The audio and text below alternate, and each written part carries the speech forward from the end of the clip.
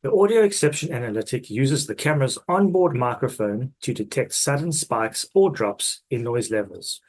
For detecting spikes, you can set a specific threshold, and the system will trigger an alert whenever the sound exceeds this level.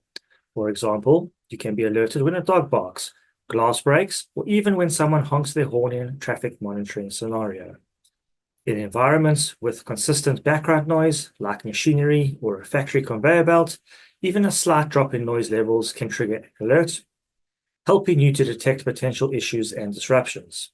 In the next few minutes, I'll walk you through everything you need to know about audio exceptions, from setting up the rule to seeing it in action. For this tutorial, I'll be using an 8 megapixel 8-channel NVR running firmware version 1.4.10, along with a 4 megapixel iSight camera with a built-in microphone running firmware version 5.2.3. Let's get started.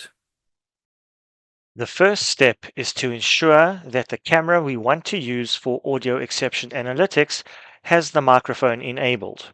To do this on the NVR, go to Settings, locate Events and Analytics, select Event Notifications, and then go to Audio. This is where the audio settings are configured. To enable the microphone on a camera, select Audio Device. A list of cameras with built-in microphones will appear. Choose the appropriate camera and enable the audio device by clicking the checkbox. Ensure that the built-in microphone is selected as the audio input device if using the onboard microphone, or select Line In if you're using an external microphone connected to the camera's audio input. Adjust the microphone sensitivity by modifying the input volume as needed. Once the audio is set up on the device, let's proceed with configuring the rule.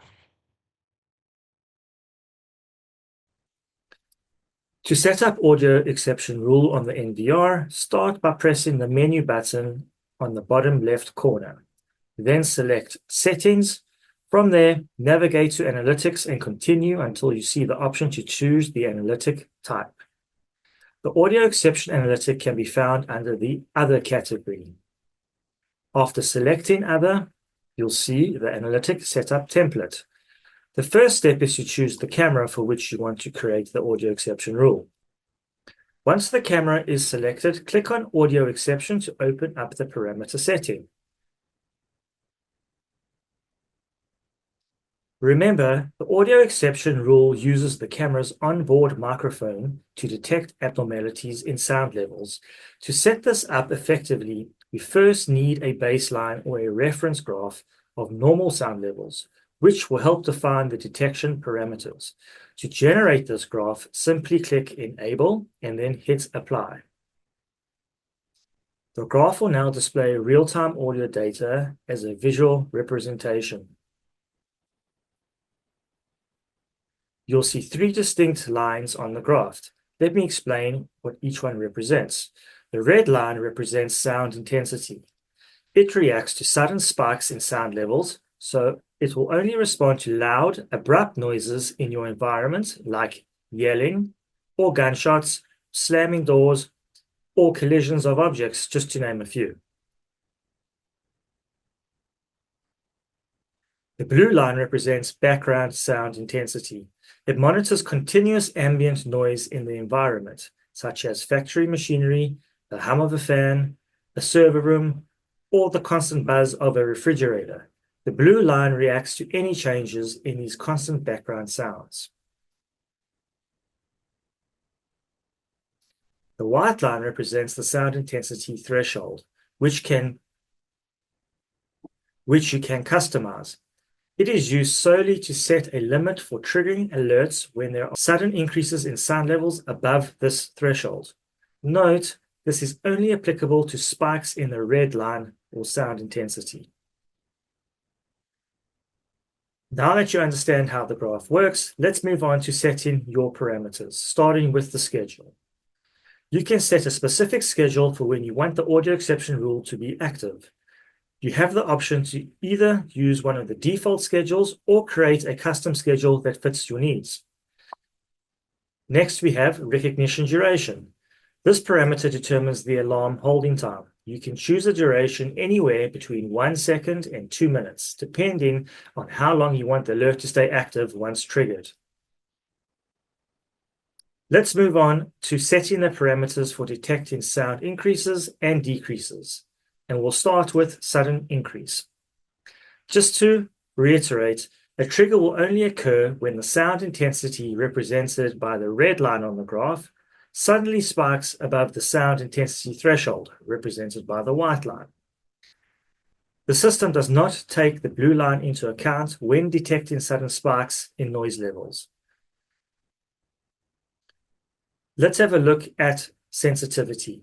The sensitivity setting determines how responsive the microphone will be to sound levels.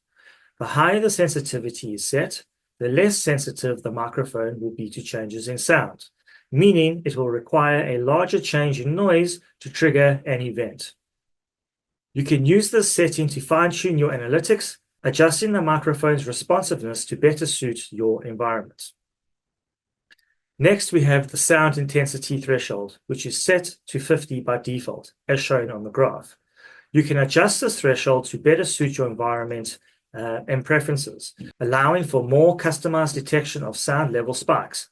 For example, when you adjust this parameter and click apply, you'll see the level on the graph will change accordingly.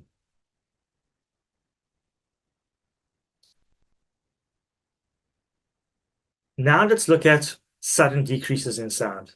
And just to reiterate, this is only applicable to the blue line on the graph, which represents background sound intensity. Unlike the red line, there's no option to set a sound intensity threshold. The system will trigger an event as soon as the ambient or continuous noise in the environment decreases. You can also adjust the sensitivity related to the background sound, as explained earlier, to fine-tune how the system responds to changes in ambient noise levels. Okay, great. Now that you understand how the audio exception rule works, let's take a look at potential triggers for these events.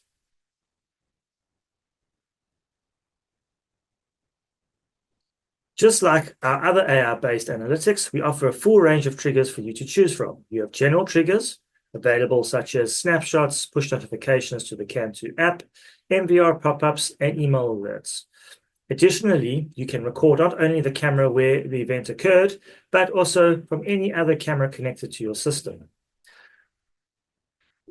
When it comes to alarm outputs, you have flexibility as well.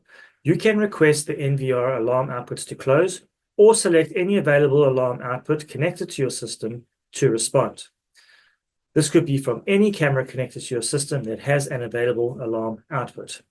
And lastly, you can set any of your PTZ cameras connected to the NVR to a pre-configured preset, allowing for automated camera positioning when an event is triggered. Now, let's go see it in action, starting with a sudden increase in sound. In this example, we're using our camera to monitor traffic. When a spike in sound exceeds the set threshold, the trigger I've configured will cause the camera feed to enlarge on the screen. To help us understand how this rule works, I've also superimposed the sound intensity graph. This will give you insight into how the system detects and responds to the spike in sound. Let's let the video play out.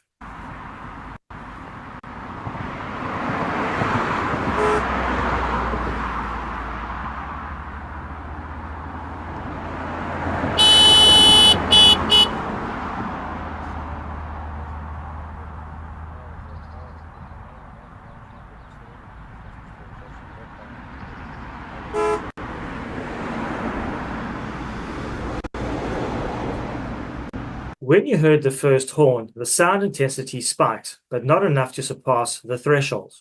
However, when you heard the second horn, the sound intensity exceeded the threshold, which triggered the event that we've set up.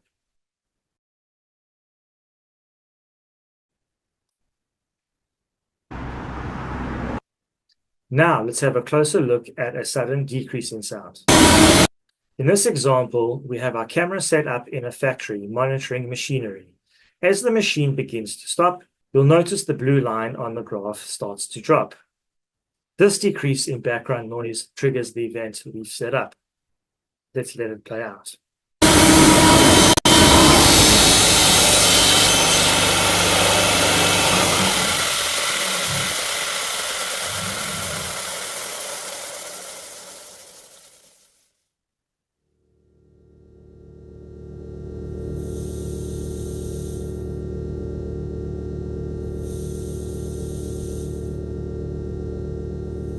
And with that, I will end this tutorial. Thank you very much for joining. Hope to see you all soon.